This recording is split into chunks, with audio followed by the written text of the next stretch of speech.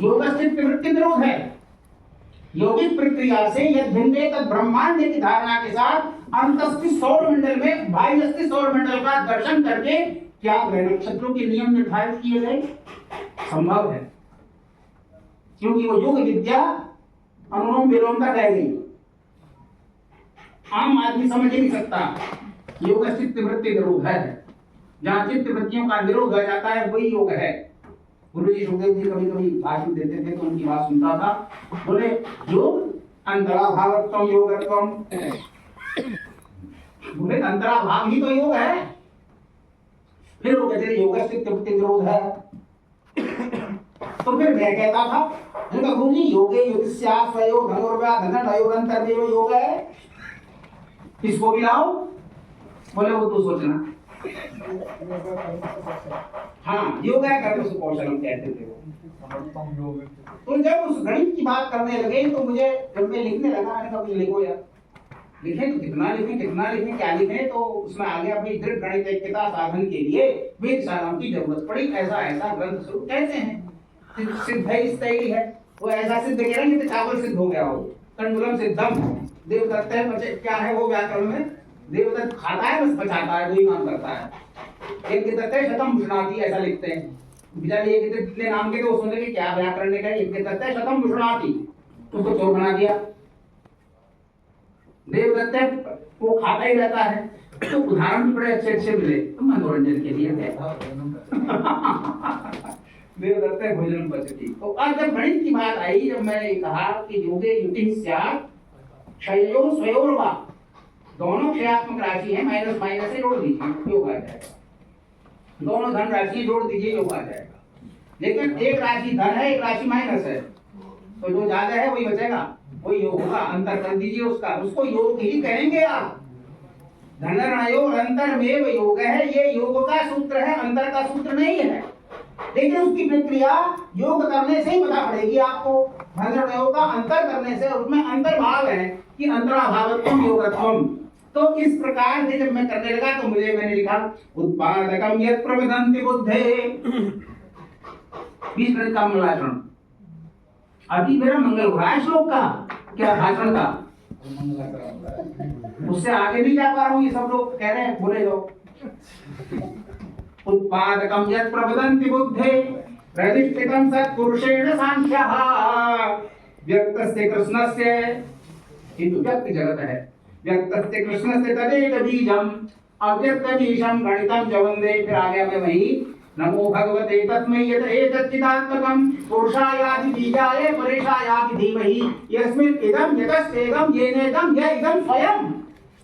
तो मैं सारा को देखता हूँ कि महाराज यही है, महाराज का कृत कार्य यहाँ है, वो यहाँ मौजूद है। आज उनकी उपस्थिति को मैं 24 घंटे जिस दिन से उन्होंने कहा वेदशाला में बोलना है महाराज कुछ, मैंने कहा देखो वेदशाला बनाने की बात नहीं बोलूंगा, तिज्या बुज्जा चरज्या लंबज्या इत्यादि नहीं बोलूंगा, क्योंकि गणेश देव तंग आ गया था। उसने कहा जाचाप कर्म रहितम स्वर्गो प्रकारम कर्तुम ग्रह प्रकरणम स्फुटमुद्यतोस्मि, उसने पहले ही कह दिया। और बड़े बड़े लोगों ने ग्रहाकर से पंचांग बनाना शुरू किया, छल आ गया वो, जाचाप धनुष्मान युद्ध धनुर्वेद। अरे जाचाप का मतलब क्या है, चाप माने धनुष और जा माने बाण, उसको गणित की भाषा में तो समझो, उसको लड़ाई का अर्थ समझो ना, इसको हटा कर रखो यार, ये जाचाप जो है आपत करता है।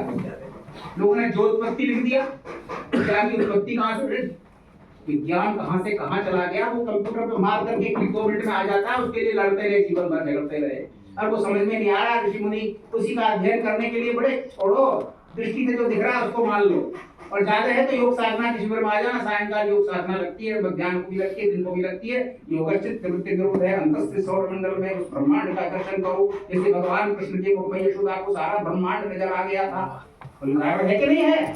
तो हमारे मुख में नहीं आ सकता नजर, आपके मुख में नजर नहीं आ सकता, वही मूर्ख का नियम निर्धारित कर दिए, बताया नहीं कहाँ पर देखा, कैसे देखा, किस ग्रह के भवनों को कहाँ कल बात करना था ना, सृष्टि के बनाने में भी समय लगता है। प्राप्त याद है प्रदात वेदा दिव्याब्दा तगना वेदसो गता है, ग्रहक्षदेव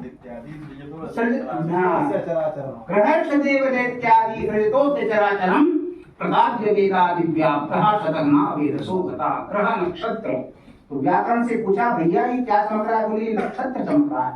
बोले बताओ इसके बारे में कुछ, आप जो पृथ्वी विद्वान से भैया करना कहते हैं तो कुछ हमें मदद मिलनी चाहिए। ज्योतिषियों ने कहा नक्षत्रम, हम भी बहुत दिनों से देख रहे हैं ये प्रातः काल जो संध्या को कहा गया था कि प्रातः संध्या उत्तम कौन सी है, तो उत्तमा तारकोपेता जो कहा गया, हर ज्योतिषी हर ऋषि पहले नक्षत्र को देखता था, तारे का दर्शन करता था, उसके बाद सूर्योदय होता था, ऋषियों का दर्शन करता था।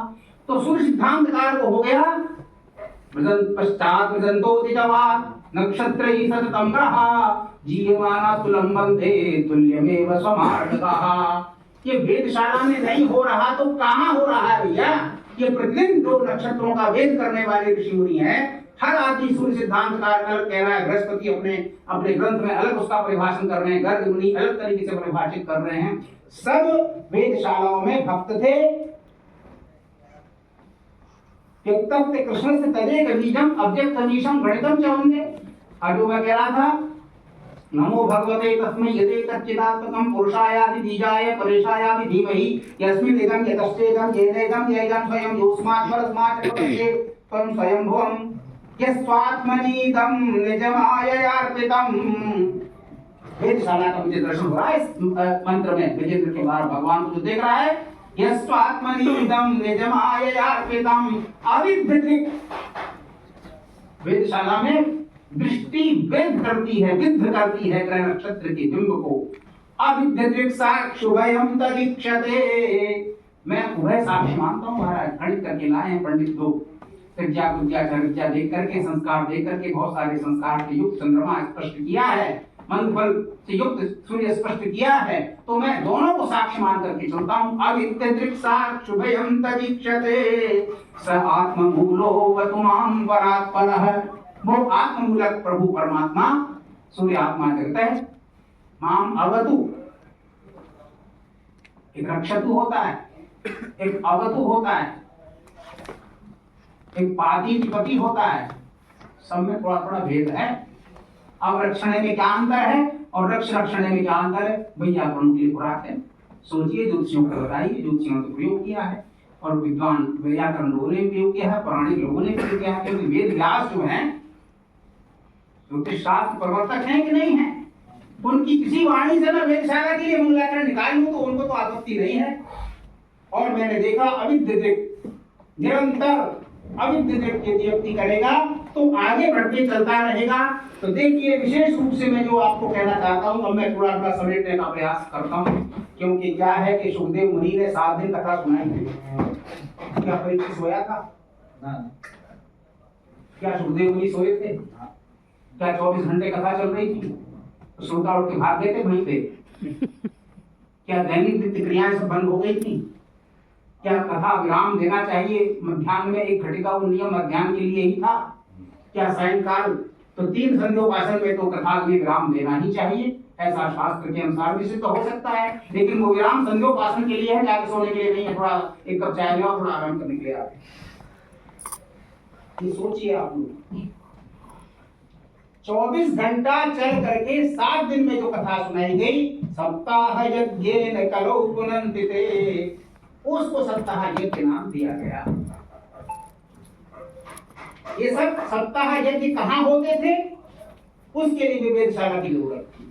क्योंकि यज्ञशाला वही बनेगी जहाँ शिलातलें संशुद्धे वज्रलेपे विवाह समय का नियम लागू होगा और वहाँ एक शंकु स्थापित होगा, उससे दिक् शोधन होकर के और छाया निर्गम बिंदु का एक लाइन खींच करके उससे हम दिक् शोधन कर लेंगे।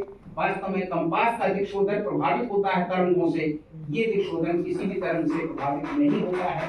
तो उद्भव कालीन हमने थोड़ा सा आपको दर्शन दिया, अब हम थोड़ा सा दर्शन आपको देंगे वेदशाला के लिए वैदिक लोगों ने क्या किया। उसमें बहुत सारे, मैं प्रपंच में नहीं जाऊंगा, आज प्रपंच तो मेरे पास बहुत है।